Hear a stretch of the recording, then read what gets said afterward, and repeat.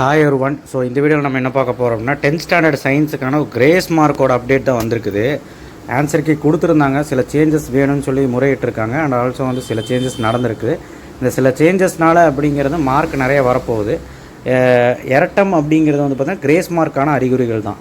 அதாவது grace mark கொடுக்கறதுக்கான ஒரு பிடிஎஃப் தனியாகவே இந்தந்த கொஷின்ஸ்க்கு நாங்கள் இந்த மாதிரி மார்க் போடுறோம் அப்படின்னு சொல்லியிருக்காங்க. என்ன பிரச்சனை அப்படின்னா, சில கொஷின்ஸ்க்கெல்லாம் இப்போ இனர்ஷியா அப்படின்னா இனர்ஷியோட டைப்ஸ் எழுதுனா அதுக்கு 2 மார்க்குன்னு கொடுத்துருந்தாங்க. ஆனால் சில பேர் டைப்ஸ் எழுதாமல் டேரெக்டாகவே எக்ஸ்ப்ளனேஷன் கூட எழுதிடுவாங்க. ஸோ அதுக்கெலாம் மார்க் கம்மின்ற மாதிரி ஆயிரும். அதனால் வந்து மாற்றி கொடுத்துருக்குறாங்க எல்லாமே. அண்ட் நிறைய விஷயங்கள் மாற்றிருக்காங்க, நான் அப்படியே காட்டுறேன். ஸோ கிரேஸ் மார்க் நல்ல ஒரு ஆப்பர்ச்சுனிட்டின்னு கூட சொல்லலாம். ஆன்சர் கீழே ஒரு சின்ன மாற்றம் அப்படிங்கிறது சொல்லலாம். இந்த டெம்பரேச்சர் ஆஃப் கேஸ் இது டேரெக்டாக எழுதினாலும் 2 மார்க்கு, இந்த ஃபார்மில் எழுதினாலும் 2 மார்க்கு, அண்ட் இந்த ஃபார்மில் எழுதினாலும் 2 மார்க்கு, இது 2 மார்க், எது இருந்தாலும் 2 மார்க். இது factors affecting sound in gas டைப்ஸுக்கு 1 மார்க்கு, அண்ட் 3மே இந்த எக்ஸ்ப்ளனேஷனோட ஈக்குவேஷனோடு எழுதும்போது 1 மார்க்.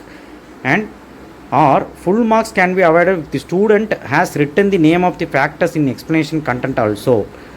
புரிஞ்சுதுங்களா? அந்த ஈக்குவேஷன் இல்லைனாலும் உங்களுக்கு மார்க் தர சொல்லியிருக்கிறாங்க. ஓகேவா? So full mark can be avoided if the student has written the name of the factors in explanation content also.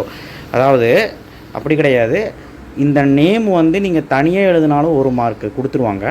அந்த நேம் எழுதாமல் இங்கேயே நீங்கள் எழுதியிருக்கீங்க, எக்ஸ்ப்ளனேஷன் கூட எழுதினாலும் அந்த 1 மார்க் சேர்ந்து வந்துடும் சொல்கிறாங்க. ஓகேவா?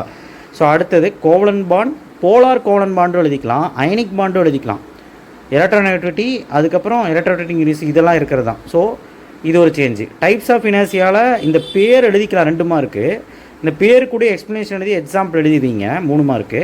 என்ன சொல்கிறாங்கன்னா, full mark can be awarded even if the student explain the types of inertia correctly with example. அதாவது இனர்ஷியாவோட டைப்ஸ் வந்து இங்கே எழுதாமல் எக்ஸ்ப்ளனேஷன் கூடயே நீங்கள் இங்கே எழுதிட்டிங்கன்னா உங்களுக்கு வந்து மார்க்கு.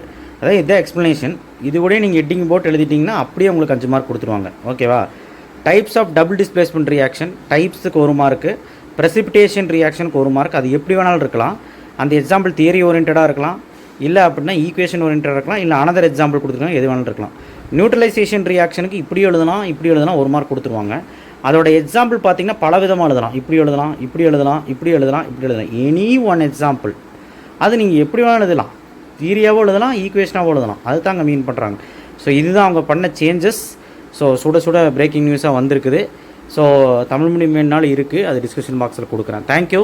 ஸோ இதை பெனிஃபிட்டாக இல்லையான்னு கமெண்ட் பாக்ஸில் பண்ணுங்கள். 10th ஸ்டாண்டர்டு கண்டிப்பாக சப்ஸ்கிரைப் பண்ணுங்கள். தேங்க்யூ.